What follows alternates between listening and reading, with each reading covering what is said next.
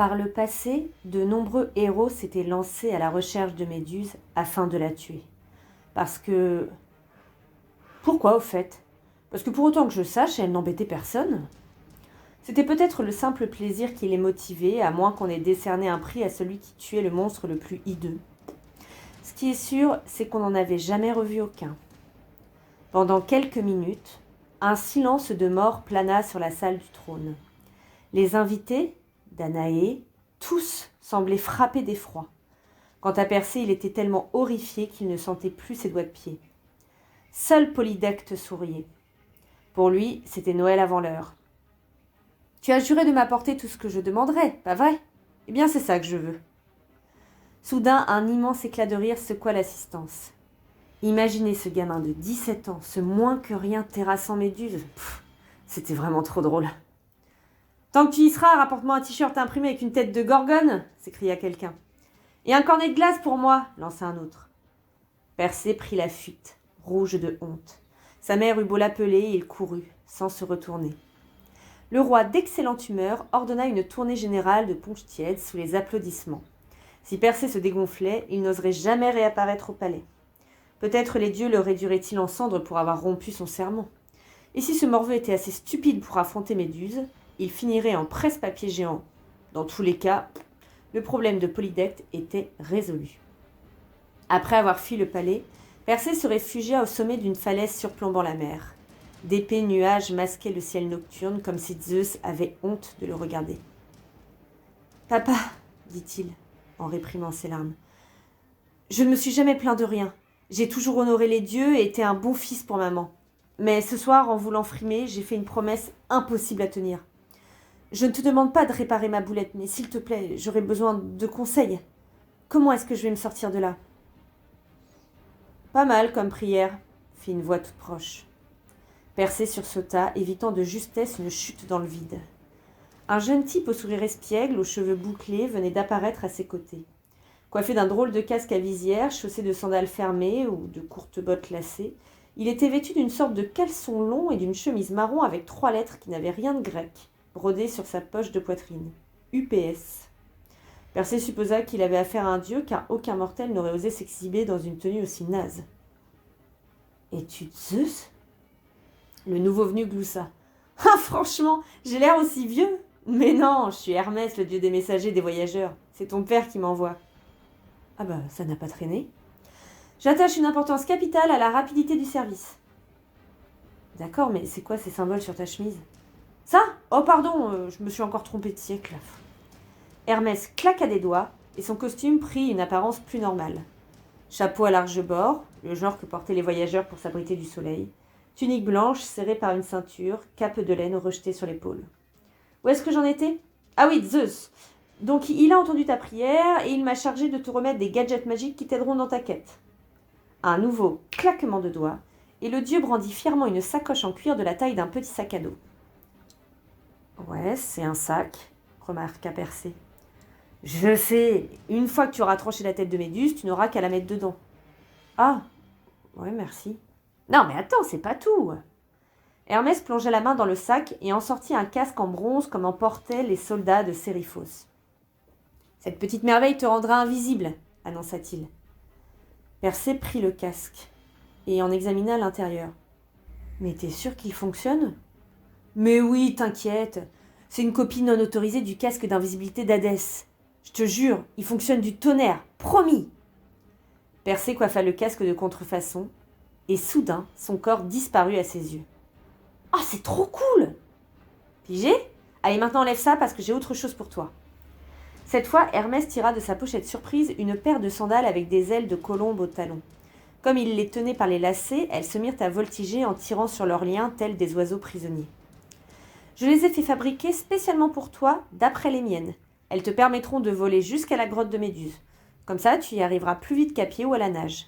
En étant invisible, tu n'auras plus besoin de t'identifier auprès de la tour de contrôle. » Le cœur de Persée battait aussi vite que les ailes de la colombe. Il avait toujours rêvé de voler. À peine eut-il chaussé les sandales qui s'éleva vers le ciel comme une fusée. « Waouh, mais c'est génial !»« Oh, c'est bon, gamin !» cria Hermès en direction de la minuscule tache qui filait entre les nuages. « Tu peux redescendre !» Quand Persée eut atterri, Hermès lui traça sa feuille de route. « Bon, pour commencer, tu vas devoir chercher 3 vieilles, les sœurs grises. » Pourquoi on les appelle comme ça ? Parce qu'elles sont vieilles. Elles sont aussi très laides et immortelles. À la moindre erreur, elles te couperont en morceaux et te feront cuire au barbecue. Ok, mais pourquoi les rechercher alors ? Elles connaissent l'emplacement de la grotte de Méduse. Même moi, j'ignore où elle se trouve. En plus, elles détiennent quelques gadgets supplémentaires qui devraient t'aider dans ta quête. Quel genre de gadget ? Hermès sortit une feuille de papier de sa poche et la parcourut du regard. Bon, j'en sais rien, le manifeste ne le précise pas. Mais je le tiens d'Athéna et en général, elle est bien informée. En volant vers l'est, au bout de 2 jours, tu devrais apercevoir leur île. Tu ne peux pas la manquer, elle est... grise. Merci beaucoup. Pour lui exprimer sa reconnaissance, Persée voulut serrer Hermès dans ses bras, mais le dieu se déroba. Voilà, on se calme. Bon. En tout cas, je te souhaite bonne chance et évite de te cracher contre une montagne, d'accord ? Hermès s'évanouit dans un nuage de fumée. Persée s'élança dans les airs et vola vers l'est de toute la vitesse de ses sandales ailées. Hermès n'avait pas menti. L'île des Sœurs Grises était impossible à manquer. Une haute montagne grise dominait une forêt également grise, noyée dans un brouillard cendreux. Des falaises d'ardoises plongeaient à pic dans les flots gris et bouillonnants. Ce doit être là, pensa Persée, décidément très perspicace. Il coiffa son casque d'invisibilité et descendit vers un filet de fumée qui s'élevait des arbres. Dans une clairière sinistre, bordée par un étang aux eaux glauques, 3 vieilles étaient assises autour d'un feu. Elles étaient vêtues de guenilles poussiéreuses et leurs cheveux ressemblaient à de la paille sale. Une énorme pièce de viande rôtissait à la broche au-dessus des flammes. Persée préférait en ignorer la provenance. En approchant, il entendit les vieilles se chamailler. « Passe-moi l'œil !» glapit la première. « File-moi d'abord là-dedans !» répliqua la deuxième. « Non, c'est mon tour !» geignit la troisième. « Tu m'as volé l'œil pendant que je regardais la dernière saison de The Walking Dead. Tu avais pas le droit de faire ça !» Persée s'approcha encore. Le visage des vieilles était flétri et flasque comme un masque fondu. Toutes 3 avaient des orbites vides, sauf celle du milieu. Mocheté numéro 2, qui possédait un unique œil vert. Tandis que la sœur de droite, mocheté numéro 1, déchiquetait un morceau de la mystérieuse pièce de viande à l'aide d'une incisive unique, les 2 autres, entièrement édentés, aspiraient un yaourt liquide allégé avec des mines maussades. Mocheté numéro 1 enfourna une autre bouchée de viande et la mastiqua d'un air de profonde satisfaction. « C'est bon, j'ai assez mangé, annonça-t-elle. Je t'échange la dent contre l'œil. »« Mais c'est pas juste, protesta Mocheté 3. Je n'ai rien, moi. Tais-toi et mange ton yaourt. » Mocheté numéro 1 tira sur sa dent d'un coup sec pendant que la sœur du milieu plaquait une main sur son front et se forçait à éternuer pour l'expulser. Quand elle le recueillit dans le creux de sa main, Persée réprima un haut-le-cœur. « Prête pour l'échange ?» demanda Mocheté numéro 1. « À 3, je lance la dent et toi l'œil. Pas d'entourloupe. » Persée se ramassa sur lui-même. C'était le moment ou jamais de tenter une action furtive et dégoûtante. 1, 2, 3 ! Le jeune homme bondit. Il faut croire que l'entraînement qu'il avait reçu au temple d'Athéna avait amélioré sa coordination, car il cueillit l'œil et la dent en plein vol. « Qu'est-ce qui s'est passé ?» demanda Mocheté numéro 1. « Tu n'as pas lancé l'œil ?»« Bien sûr que si !» répliqua sa sœur. « C'est toi qui as gardé la dent !»« Mais c'est faux !»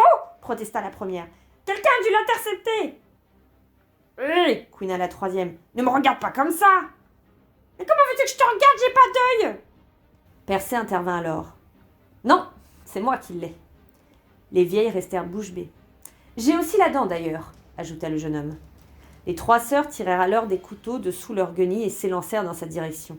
Persée se jeta vivement en arrière, évitant ainsi de finir embroché au-dessus du feu. Note à toi-même, pensa-t-il, l'invisibilité n'est d'aucune utilité avec des aveugles. Tandis que les sœurs numéro 1 et 2 s'empoignaient, la dernière qui était tombée à la renverse dans le feu se roulait sur le sol en hurlant pour éteindre les flammes de ses vêtements. « Si vous voulez récupérer vos pièces manquantes, vous avez intérêt à vous conduire mieux que ça !» leur cria Persée. « Nos trésors !» gémit numéro 1. « Nos précieux !» pleurnicha numéro 3. « Tu te trompes d'histoire, idiote !» la gronda numéro 2. Les vieilles se relevèrent. Elles offraient un spectacle terrifiant dans la lumière du feu. Les ombres qui dansaient sur leurs visages soulignaient leurs orbites géants, et les lames de leurs couteaux brillaient d'un éclat rougeâtre. Quand Persée marcha accidentellement sur une branche, les 3 pivotèrent vers lui en feulant tels des chats, et il eut le plus grand mal à garder son sang-froid. « Si vous m'attaquez encore, dit-il, j'écrase votre œil !» En guise d'avertissement, il pressa légèrement le globe visqueux. Les vieilles portèrent les mains à leurs orbites avec des cris perçants. « Arrête !» gémit Mochétéen. « Qu'est-ce que tu veux ?» Pour commencer, vous allez me dire comment me rendre à la grotte de Méduse. La troisième sœur couina comme un rat sur lequel on aurait posé le pied. « Impossible! Nous avons promis de garder son emplacement secret !»« Et aussi de veiller sur les armes de la prophétie !» ajouta la deuxième. « Puisque vous en parlez, reprit Persée, il va me falloir ces armes. » Les vieilles gémirent de plus belle en se frappant mutuellement sur le sommet de la tête. « On ne peut pas te les donner, dit la dernière sœur. Si on faisait ça, les gorgones nous pourchasseraient et nous tueraient. »« Je croyais que vous étiez immortelle. »« C'est exact, admit la première sœur. Mais tu ne connais pas les gorgones. Elles nous torturaient, nous traiteraient de tous les noms et... » Si vous refusez de m'aider, vous ne reverrez jamais ni votre dent, ni votre œil. Persée pressa ce dernier un peu plus fortement. C'est bon, donne-les-nous et nous t'aiderons. Pas question, rétorqua le jeune homme. Aidez-moi d'abord et je vous les rendrai aussitôt. Cette promesse ne lui coûtait rien. Qui aurait voulu conserver un butin aussi répugnant? La caverne des gorgones est située à l'est, expliqua la deuxième sœur. À 3 jours d'ici, à vol d'oiseau. Quand tu atteindras le rivage, tu verras une falaise. L'entrée de la grotte se trouve dans le flanc de celle-ci, à environ 500 pieds au-dessus de la mer. L'unique voie d'accès est une corniche étroite. Tu ne risques pas de te tromper à cause des statues. Les statues? Répéta Persée perplexe. C'est ça. Maintenant, rends-nous ce qui nous appartient. Pas si vite. Et les armes dont vous parliez? Avec un grondement rageur, la sœur numéro 3 se rua vers Persée. Celui-ci l'esquiva et elle s'écrasa contre un arbre. Alors ces armes, insista Persée en exerçant une pression un peu plus forte sur l'œil. 1 mille au sud, répondit précipitamment la sœur numéro 1. Tu trouveras un grand chêne mort et elles sont enterrées à son pied entre les 2 plus grosses racines. Surtout ne dis pas à Méduse que c'est nous qui te les avons données. Mais je ne lui dirai rien, juré. Je serai trop occupée à lui couper la tête. L'œil maintenant, supplia la sœur numéro 2. Et la dent. D'accord. Persée jeta les deux dans l'étang aux eaux glauques. J'avais promis de vous les rendre, mais je ne veux pas que vous me poursuiviez pour vous venger. Je vous conseille de plonger sans attendre. J'aperçois un poisson qui a l'air de trouver votre œil à son goût. Poussant des cris désespérés, les sœurs grises titubèrent jusqu'au rivage et se jetèrent à l'eau avec autant de grâce qu'un groupe de morses dépenaillés.